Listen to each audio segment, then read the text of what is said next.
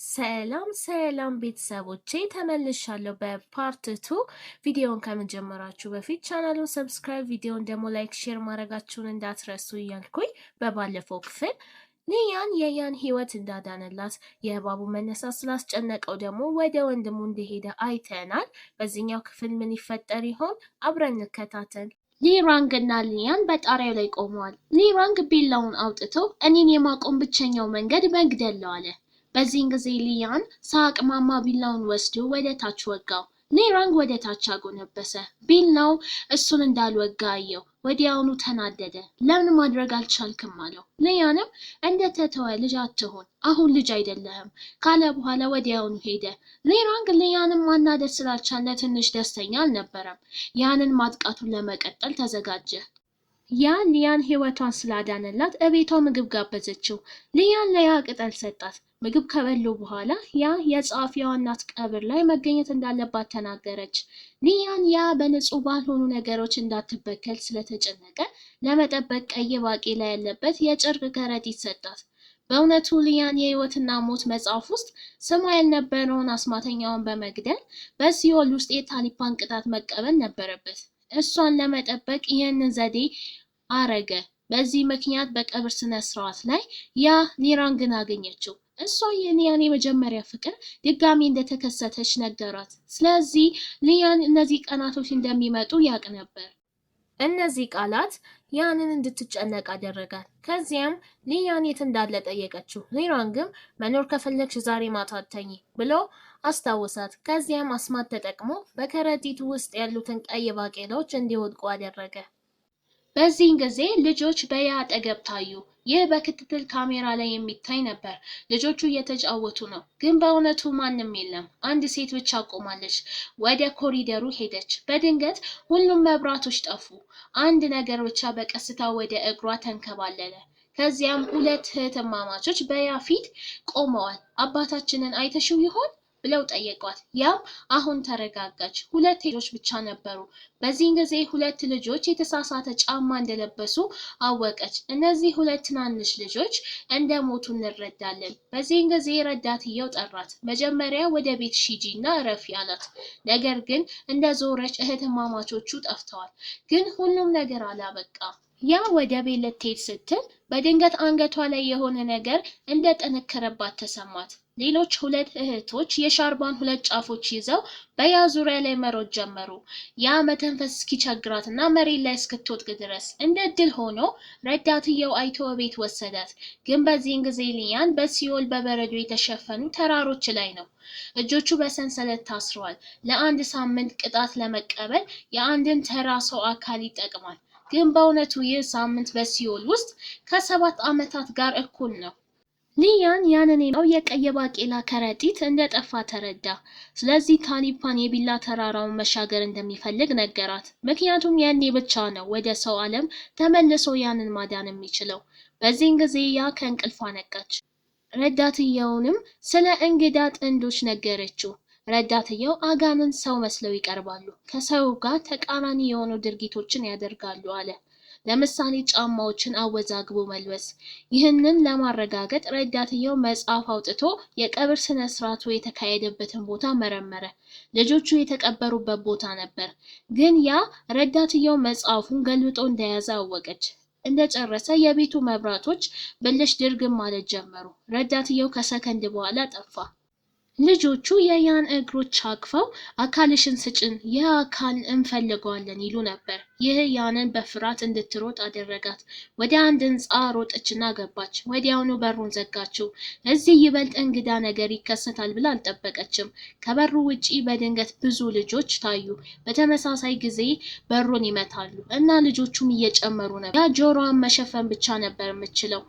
ለመጥፋት ምን ያህል ጊዜ እንደሚወስድ አታውቅም። ግን ባልተጠበቀ ሁኔታ ስትዞር ሌሎቹ እህቶች ከፊት ለፊቷ ነበሩ። ያ ፈርታ በፍጥነት ወደ ጣሪያው ሮጠች። ያ እንደዞረች እዚያ የተቀበሩት ሁሉ ልጆች በአንድ ጊዜ ተሰብስበው ነበር። ሊያን በቢላው ከባድ ጉዳት ደርሶበታል። ስለዚህ በድልድዩ ላይ ራሱን ስቶ ተኛ። ግን በንቃተ ህሊና ውስጥ የያ ምስሎች ነበሩ። ስለዚህ ለመንቃት እየሞከረ ነበር። ምክንያቱም በሰይፍ ከሚመጣው ህመም ይልቅ የያ ሞት የበለጠ ያመው ነበር። ሊያን ቀስ በቀስ እየተሳበ ይቀጥላል። ያ አሁን ወደ ግቢው ዳር ተገፍታለች። ከዚህም በኋላ መቋቋም ስላልቻለች ወደ ኋላ ወደቀች። ልትወድቅ ስትል ግን ሊያን ያንን ለማዳን በጊዜ ታየ። ከዚያም ራሱን ስትወደቀ ያ ሊያንን አቀፈችውና እንዳይሞት ትለምን ነበር። በዚህን ጊዜ አንድ እንባ ከዓይኖቿ ወደቀ። ከሰከንድ በኋላ ከያ ጀርባ የመከላከያ ግድብ አየ። ሊያን በመጨረሻ ነቃ።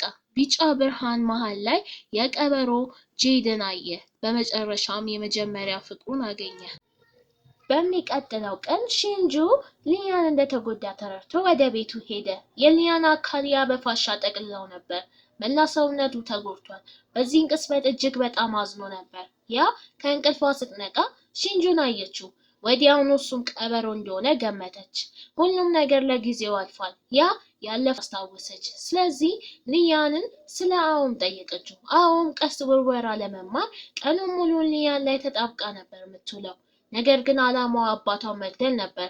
እንደታየው አኦም ልዕልት ነበረች፣ ግን አባቷ በመንፈስ ተይዞ ነበር። መላ አገሪቱ በኮሌራ ወረርሽኝ እንድትሰቃይ አድርጓል። እዚህ አባቷን ለማጥፋት ቀስት ውርወራ መማር ፈለገች። እናም የዳቢሎስ እባብ ኢሞጂ ነበር። ሊያን ኢሞጂው በፍጥነት እያደገ ለተመለሰበት ዓላማ ደግሞ ዝግጅት እያደረገ መሆኑን አያውቅም ነበር።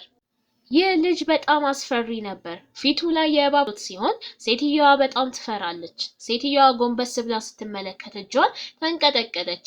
እናም የተላላፊ በሽታ እንደሆነ ጠየቀችው። ልጁ በጭካኔ አይኖች አፍጥጦ አያት። ከዚያም እጇን አጥብቆ ያዘ። ክንዷ ወደ ሌላ ከለር ተለወጠ። ሴትየዋ የሚያሳዝን ጩኸት ጮኸች። እንደሚታየው ከሆነ ይህ ልጅ እባቡ ኢሞጂ ነበር። በፍጥነት ለማደግ ሲል ሞግዚቶችን የመቅጠር ሰበብ በማድረግ የሰውን ስጋ ይበላ ነበር። ነገር ግን እባቡን ለማነቃቃት የረዳው ሊራንግ ይህ ውሻ የመታደግና የመንከባከብ ደግነት ነበረው። ይህ ውሻ የተሰበረ ቀኝ እግሩ የነበረው ሲሆን በሶስት ተጫዋቾች እየተደበደበ ነበር። የቤዝቦል ተጫዋቾቹ ኳሱን ለመወርወር ለመለማመድ ወደ ውሻው ነበር የሚወረውሩት። ሁለተኛውን ኳስ ሊወረውሩ ሲሉ ሊራንግ ታየ። የተቃዋሚውን እጅ ይዞ ከኋላው አጣመመው። ይህም በህመም እንዲጮህ አደረገው። ሌሎቹ ሁለት ሰዎች ይህንን አይተው የቤዝቦልን ጨል ሊያነሱ ሲሉ ዩሪ ትደበድባቸዋለች። ነገር ግን በዚህ አልተጠናቀቀም ነበር። ሊራንግ የመጫወቻ ካርዶችን አወጣ። ይህ እድለኛና የቅጣት ካርድ ነው። መሃል የችሎታ ስጦታ ካርዱን ያወጣል። ይህም እድለኛ ካርድ ነው። ሶስቱም ወዲያውኑ እፎይታ ተሰማቸው። ነገር ግን ሊራንግ የሶስቱን ሰዎች እጆች እንደሚቆርጥ እና ኳስ መጫወት እንደማይችሉ ይህ የችሎታ ስጦታ እንደሆነ አልጠበቁም ነበር። ይህ የችሎታ ስጦታ ነው። እነዚህ ሶስት ሰዎች ማልቀስና መለመን ጀመሩ። ግን ሊራንግ ይህንን ለምን ማድረግ አስፈለገው? በድሮ ዘመን ተራራውን ሲያቃጥሉ ሊያንን የሰጠውን ውሻ ተጎድቶበት ነበር። በዚህን ጊዜ ትንሽዬው ውሻ ሊሞት ስለነበረ መከራ ህይወት ከሚያይ ብሎ ራሱ አንቆ ገደለው። አሁን ሊራንግ ውሻውን ቢያድነውም እሱን ማሳደግ አልፈለገም። ነገር ግን ዩሪ እና ትንሽዬው ውሻ የሰውን ልጅ በደል ሰለባዎች ቀምሰው ነበር። ስለዚህ ለእርሱ የተወሰነ ርህራሄ ነበራት። በዚህም ምክንያት እሱን ለማከም ለሺንጁ ሰጠችው። እንስሳት ጋር መነጋገር የሚያስችለውን የአንገት ሀብል መልሳ ሰጠችው። ትዕይንቱ ወደ ሌላ ሊያን በቀብር ስነ ስርዓት ወቅት ሊያን ጥንድ ልጆችን የገደለውን ወንጀለኛ አጎታቸው እንደሆነ እንረዳለን። በተጨማሪም ይህ አጎት አልኮል ከጠጣ በኋላ ወደ አውሬ ይቀየር ነበር። ስለዚህ ሁለት ሴቶችን ልጆችን አስቸገረ። ሁለት ሴቶች ወደ በረንዳ ሸሹ። ወደ ታች ገፋቸው። በዚህን ጊዜ እውነታው ይገለጣል። የሁለቱ ሴት ልጆች አባት በቁጣ ሊሞት ተቃርቧል እና ያ ቼሪ ዛፍ ሁለት ትንንሽ ሴት ልጆች ከመሞታቸው በፊት አባታቸው የሰጣቸው ውድ ስጦታ ነበር። አሁን ሁለቱ ትንሽ ሴት ልጆች የልባቸውን ችግር ፈተዋል እና አባታቸውን አጥብቀው አቀፉ። ከዚያም ወደ ቀጣይ ህይወት የኢሚግሬሽን ቢሮ ሄዱ። ሁለት ሰዎች ቂማቸውን አስታረቁ እና ወደ ሬስቶራንት ሄዱና ለመጠጣትና ስለ ህልማቸው ለመወያየት። ሊያን የሰው ልጅ መሆን እፈልጋለሁ አለ። ምክንያቱም የመጀመሪያ ፍቅሬ ሰው ነበረችና የሰው ልጅ ህይወትን ካለፈችና ከሞተች በኋላ እኔ አሁንም በህይወት መኖሬን አልፈልግም አለ። ያ ህልሟ በጣም ቀላል ነበር። ይህም ከወላጆቿ ጋር በሰላም መኖር ነበር። በሚቀጥለው ማለዳ ሊያን የያን ወላጆች ፎቶ ወደ ታሊፓ መጣ። እሷ አይኖቿን ተጠቅማ የት እንዳሉ እንዲያውቅ ነበር። ታሊፓ ግን ተጠቅሜ ማየት አልችልም አለች። ይህም ወላጆቿ በሌላኛውም ዓለም በሰውም ዓለም ውስጥ እንደሌሉ ያሳያል። ምናልባትም ወላጆቿን የወሰደውን ሰው መጠየቅ አለብህ። ስለዚህ ሊያን ፎቶውን ይዞ በፎክስ ተራራ ላይ ያለውን የምድር አምላክ ለማግኘት ሄደ። በሊያን ከተደበደበ በኋላ የያ ወላጆች የት እንዳሉ ገዢው እንደሚያውቅ ተናገረ። ገዢው በጄሲዮን ስርወ መንግስት ውስጥ የአካባቢ አስተዳዳሪ ነበረ። እናም በዚህን ጊዜ ያ በኩባንያው ላቢ ውስጥ አጎቷ ተመልሶ ነበር። እሷም በደስታ ተቀበለችው። እናም እሱም በኢሙጊ አገልጋይ ስም ሄሮንግ ነበር። ፓይቶን የተባለውን እባብ ስለሚያውቅ ያንን ወደ ኩባንያው የወሰዳት ይመስላል። አለቃው በከተማ ውስጥ ስለ እንግዳ ነገሮች የሚያወሩ ፕሮግራም ከፍተኛ ደረጃ እንዳለው ያውቁ ነበር። ስለዚህ የመርማሪው ኃላፊ ቾይ የቡድኑን ሰራተኞች በሬስቶራንት እንዲያከብሩ አደረገ። በዚህን ቅጽበት ሊያን ወደ ሬስቶራንቱ መጣ እና ያንን በሁሉም ሰው ፊት ጎትቶ ወሰዳት። ያለው የምድር አምላክ ታላቅ ወንድምየው ሊያን ገና ተሰናብቶት እንደሄደ ታናሽ ወንድምየው ሊራንግ መጣ። ሊራንግ እንደገና ረብሻ ሊጀምር ያለ ይመስላል። ሊያን ያንን ወደ ጥንታዊ የስነ ህንጻ ስፍራ ይወስዳታል። እዚህም ሁሉም ሰው ሃምቦክ ልብስ ለብሶ ነበር። ሊያን ያንን እዚያው እንድትቆምና እንድትጠብቀው ነገራት። እናም የሚያደርገው ነገር እንዳለ ተናገረ። ያ በሃምቦክ ፒንክ ልብስ ተሳበች። ሊያን ዞር ሲል ያንን ማየት አልቻለም። በዚህን ቅጽበት ሊያን ያንን የሃምቦክ ልብስ ለብሳ በጥንታዊ የፀጉር አሰራር ወደ ትንሽ ድልድይ ስትሄድ አየ። ሊያን ባለቀለም የሐር ጨርቆን አነሳ። ያንን አዎምን በጣም እንደምትመስል አየ። ሊያን ወዲያውኑ ከአዎም ጋር የተለያየበትን ጊዜ አስታወሰ። ስለዚህ ያንን ሳማት። እነዚህ ሁለት ሰዎች ሊፋለሙ ይመስላሉ። አንደኛው የሺህ ዓመት 9 ጅራት ያለው ቀበሮ ሲሆን ሁለተኛው ደግሞ የአርክቲክት ጥቁር ድብ ነው። ሁለቱ ጎራዴያቸውን አወጡ። እርስ በርስ ለመፋለምም ተሰናዱ። ሊያን ጎራዴውን በመወርወር ይጀምራል። ገዢውም ለመከላከል ይሞክራል። ወዲያውኑ በሊያን ሁለቱም እንደገና ተፋጠጡ። ገዢው ትንሽ ደካማ ነበር። ስለዚህ ሊያን ወዲያውኑ ቦታውን ቀይሮ አጠቃ። ሁለቱም የጦር መሳሪያቸውን ጥለው በእጃቸው ለመፋለም ተጣደፉ። ሊያን ገዢውን ወደ ኋላ ወርውሮ ጎራዴውን አነሳ። ገዢውም መስታወቱን አነሳ። ይህም ሰይፉን ወደ ያ እንዲመለስ አደረገ። ሊያን በፍጥነት አስቆመው። ግን እነዚህ ሰዎች ለምን ይዋጋሉ? ገዢው እንደ ሊያን የተራራ አምላክ ነው። እሱም ስለ ያ ወላጆች መጥፋት እውነታውን ያውቃል። በጥንታዊ የህንፃ ገጽታ ውስጥ ይኖራል። እራሱን በንቃት ካላሳየ ሊያን ሊያገኘው አይችልም። ሊያንና ያ ወደ አስማተኛው ዘንድ ሄዱ። ይህ ሰው እያንዳንዳቸውን ፎቶ አንስቶ ያ በቀድሞ ህይወቷ ልዕልት እንደነበረች ተናገረ። ይህ ሊያን ትንሽ እንዲያምን አደረገ። አስማተኛውም ሊያንን በባለፈው ህይወቱ ከዳተኛ እንደነበረ ተናገረ። የሊያን ፊት ወዲያውኑ ጨለመ። ነገር ግን ሁለቱም ሊሄዱ ሲሉ ይህ ሰው አሁንም አብረው መሆን እንደሌለባቸው ተናገረ፣ አንዱ እንዲሞት ካልፈለጉ በስተቀር። ሁለቱም ከወጡ በኋላ በአስማተኛው ንግግር ትንሽ ምቾት ነስቷቸው ነበረ። በድንገት የዜና ቀስት በረረ።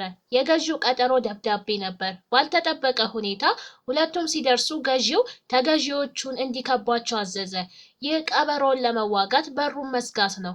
ሊያን ያንን ከጎኑ እንድትቆምና እንድትጠብቀው ነገራት እና 5 ደቂቃ ብቻ ስጭኝ አላት። 20 ወታደሮች ወዲያውኑ ሊያንን ለማጥቃት ሲጣደፉ እናያለን። እነዚህ ወታደሮች የማሸነፍ እድል እንደሌላቸው አዩ። ስለዚህ የሊያንን ትኩረት ለማሳሳት ያ ላይ ጥቃት ሰነዘሩ። ሊያን ይህንን አይቶ እጁን በማወዛወዝ ጦሩን ከፍ ብሎ እንዲበር አደረገ። ከዚያም ቀጥታ ወደ ወታደሩ ራስ ወረወረው። ነገር ግን ገዢው ሊይዘው ቻለ። ገዢው ተገዢዎቹን ንጹሃንን እንዳይጎዱ አስጠነቀቀ። ከዚያም ያንን ወደ ማቆያው ወሰዳት። ስለዚህ ሊያን በውጊያው ላይ ማተኮር ይችላል። በ30 ሰከንድ ባነሰ ጊዜ ውስጥ አጠናቀቀ። ግጥሚያው ግን አልተጠናቀቀም ነበር። ገዢው ከሊያን ጋር ለመፋለም ወደ ታች ወረደ። በቀድሞ ትዕይንት ገዢው ያንን ሊጎዳበት የሞከረውን መስታወት የተራራ አምላክ ሁሉንም ነገር ለመጠበቅ የሚጠብቅበት አስማታዊ መሳሪያ ነበር። የሊያን አስማታዊ መሳሪያ የቀበሮ ጄል ነው። ከዚያም ሁለቱም ሰዎች ባዶ እጃቸውን ተዋጉ። እናም በመጨረሻ ሊያን አሸነፈ። በእውነት ሁለት ሰዎች የቅርብ ጓደኞች ናቸው። ሲገናኙ ሁሌም ቢሆን ይዋጉ ነበር።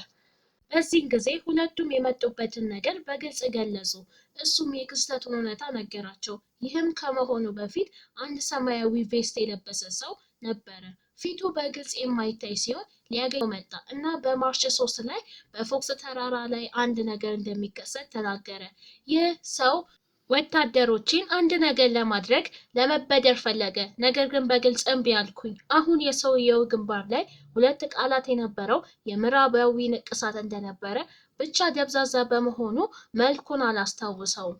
ይህ ጥንታዊ የብልይ ቀለም አይነት ነው። ይህም ወንጀሉን በወንጀለኛ ላይ የመቅረስ ቅጣት ነው። በዚህ ቅጣት ላይ ተመስርታ ያ የሰውየው በጄሲዮን ስርወ መንግስት በፊት ኖሮ እንደነበረ ገመተች። የገዢው ቀጣይ ቃላት ያንን የበለጠ አስገረማት። የዚህ መኪና አደጋ ኢላማ በእውነቱ እሷ ነበረች። ገዢው ከሊያን ጋር በግል ለማውራት ሞከረ። በሰውነቷ ላይ የንጉስ ቅርፊቶች እንዳሏት እናም የንጉስ መጥፎ እድልም እንዳሏት ተናገረ። ሊራንግ ሊያንን ለማየት ደወለ። ልክ በሰዓቱ ሊያን ሚስጥራዊውን ሰው ለማግኘት እቅድ ነበረ። ብሩሹን በውሃ ውስጥ ነክሮ በጫማው ጣት ላይ አንድ ቃል ጻፈ። እናም በግንባሩ ላይ የወንጀልን ንቅሳት ያለበትን ሰው ለመፈለግ አስማት አነበበ። ከዚያም ሊራንግን ለማየት ሄደ። በተጨማሪም ከጥቂት ደቂቃዎች በፊት ሊራንግ የነብሩን የአይን ቅንድቦች በገንዘብ ገዝቶ ነበር። እነዚህም ከነብሩ የአይን ቅንድቦች የተሰሩ መነጽሮች ነበሩ። አስማተኛው ሊያንን የሊራንግ በጣም አስፈላጊ ሰው መሆኑን ለማረጋገጥ የማጉያ መነጽር ተጠቅሞ መነጽሮቹን ለሊራንግ አመጣ። ሊራንግ ከወጣ በኋላ ጫማውን ማግኘት አልቻለም። ስለዚህ የሊያንን ጫማ መልበስ ነበረበት። በዚህን ጊዜ ሊያን ሊያሳድደው ነበር። ነገር ግን በአስማተኛው በዱላ ተይዞ ታገተ። ከዚህም ነገር በሚይዝ ቦርሳ ውስጥ ከተተው። አሁን ሊራንግ በመሄዱ ያ ሊያንን ማዳን ወይም ደግሞ ሊራንግን ማሳደድ እንዳለባት እያሰበች ነው። ወይ ጉድ! ምን እየሆነ ነው? በአንድ ሰከንድ ውስጥ ይህች ሴት አሁንም ቅዠት እያየች ነበር። በሚቀጥለው ሰከንድ ወደ አንድ ክፍል ሄደች። አንድ ልጅ ከያ ፊት ቆሞ ነበር። በዚህን ጊዜ ልጁ ሰላም ለማለት ዞረ። ያ በፍርሃት ነቃች እና በዚህን ቅጽበት የእባቡ ቅርፊቶች በያ አንገት ላይ በድንገት ታዩ። እንደታየው ያ የቀበሮ ጄድ አልነበራትም። ግን በመጨረሻ የቀበሮ ጄድ ለምን አልነበራትም? እንደታየው ያ ሊያንን ለማዳን ወሰነች። ስለዚህ ወላጆቿ የሰጧትን የሙዚቃ ሳጥን ለአስማተኛው ሰጠችው። ነገር ግን በላይዋ ላይ የበለጠ ውድ ነገር እንዳላት ስላየ ዋጋውን ጨመረ። ሌላ ምንም መንገድ አልነበራትም። ያ ሊያንን ማዳን ብቻ ነበር የፈለገችው። ስለዚህ የቀበሮ ጄድን አስረከበች። ከዚያም በያ እጅ ላይ ሌላ መስመር ታየ እና በተመሳሳይ ጊዜ ኢሙጂ ወዲያውኑ ተሰማው። ስለዚህ ያ ወደ ቤት ስትመለስ ህልም እያየች ሳለ የእባብ ቅርፊቶች በሰውነቷ ላይ በጸጥታ ታዩ። ያን እንደተለቀቀ ወዲያውኑ ወደ ታሊፓ ሄደ። እናም ኢሙጂው ገና እንዳልሞተ ተናገረ። የያ እጣ ፋንታ እንደዚያ መሆን እንዳልነበረበት ተናገረ። ታሊፓ የቀበሮ ጄድን በያ አካል ላይ ከሌላ የእባብ ቅርፊቶች በሰውነቷ ላይ እንደሚታዩ ተናገረች። ይህ ሁሉ የያ እጣ ፋንታ ነው። ታሊፓ ያ አኦም እንደሆነች ታውቃለች። ይህ ሊያንን እጅግ በጣም አስቆጣው። ሁሉንም የመስታወት ስብርባሪዎችን በቀጥታ ወደ ታሊፓ ወረወረ። ነገር ግን ታሊፓ የሲዮን ንጉሥ ታናሽ እህት ነችና የማይገደብ ኃይል ያላት። ስለዚህ ወዲያውኑ የመስታወት ቁርጥራጮችን መቆጣጠር ቻለች። በዚህን ጊዜ ሂንሆንግ የሁለቱን ሰዎች ፍልሚያ ለማቆም ገባ። ሊያንን እንዲህ ሲል መከረው። በዚህ ጉዳይ ውስጥ እንዳትገባ ቀድሜ ነግሬ ነበረ። ካልሆነ አንተና ያ በእርግጠኝነት አንዳችሁ ትሞታላችሁ። ነገር ግን ሊያን ያንን ከመጠበቅ ወደ ኋላ አይልም። ትዕይንቱ ወደ ሊራንግ ይቀየራል። ወደ ያ አለቃ ቤት ይሄዳል። እንደታየው የሰው ሚስጥራዊው ሰው ነበረ። ሊራንግ እዚህ ለምን እንደመጣ ጠየቀው። ሊራንግ ለጥቂት ጊዜ ደነገጠ። ከዚያም የሊያን ወጥመድ ውስጥ እንደገባ ተረዳ። በጫማው ላይ ያለው ጽሑፍም ወዲያውኑ ጠፋ። ሊራንግ ታስሮ ስለነበረ በልቡ ደስተኛ አልነበረም። ስለዚህ ለመጠጣት ወደ ክለብ ሄደ። ከዚያም እናቱን አስታወሰ። የሊራንግ እናት ሰው ነበረች። ነገር ግን እንደ ሊራንግ ያለ ጭራቅ በመውለዷ ታፍር ነበር። በወጣትነቷ የሊራንግ እናት ፍራፍሬ የመልቀም ሰበብ በመጠቀም ሊራንግን በድንጋይ አጠገብ እንድትጠብቀው ነገረችው። ነገር ግን ባልተጠበቀ ሁኔታ የተራበ መንፈስ አጋጠመው። ያኔ እናቱ ትታው እንደሄደች ተረዳ። ሊራንግ ከመጠጥ ቤት ወጣ። እናም በአንድ ልጅ ወደ ጎን ተገፋ። ስለዚህ በመንገዱ ላይ እየመጣ ካለው ሞተር ሳይክል አዳነው። እናም በንጹህና በሚያምር መንገድ የምስጋና ምልክት ለማሳየት ጣቱን ከፍ አደረገ። ልጁ ሊራንግ ይህንን መልክ በጣም ስለጠላው ወራለ። ነገር ግን ባልተጠበቀ ሁኔታ መነጸሩ ወደቀበት። ያ ልጅ አነሳው። በዚህ በኩል ያለው ሊያን እንደ ቦዲጋርድ እየሆነ ነው። ሁሉ ጊዜ በያ አጠገብ ነው። ያ ለመተኛ ስትሄድም ከሷ ጋር መተኛት ፈለገ። ሁለቱም እርስ በርስ ስሜት ነበራቸው። መተኛት በማይችልበት ጊዜ ያ ሊያንን አስተማረችው። መተኛት ካልቻልክ ደስተኛ የሆኑ ነገሮችን እንዲያስብ ነገረችው። ለምሳሌ ያ አዲስ የደረሰ ሩዝ ሽታ ትወዳለች። እናም የገዛችውን አዲስ የሩጫ ጫማ ትወዳለች። ያ ስትተኛ እንዲህ አለች።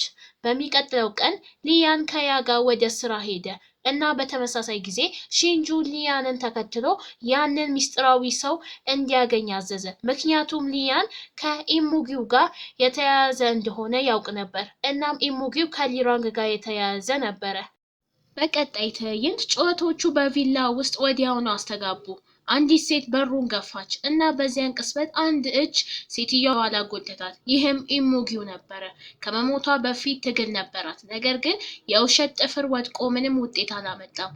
ሴትዮዋ አሁንም በአይን ብልሽታ ተበላች፣ ወደ አጽም ተለወጠች። ኢሙጊው ከበላ በኋላ በመጨረሻም ዘገምተ ለውጡን አጠናቀ እና ወደ ቆንጆ ወንድ ተለወጠ። እንግዲህ የዛሬው ቪዲዮ ይሄንን ይመስላል። እንደወደዳችሁ ተስፋ በማድረግ በመጨረሻው ክፍል እመጣለሁ።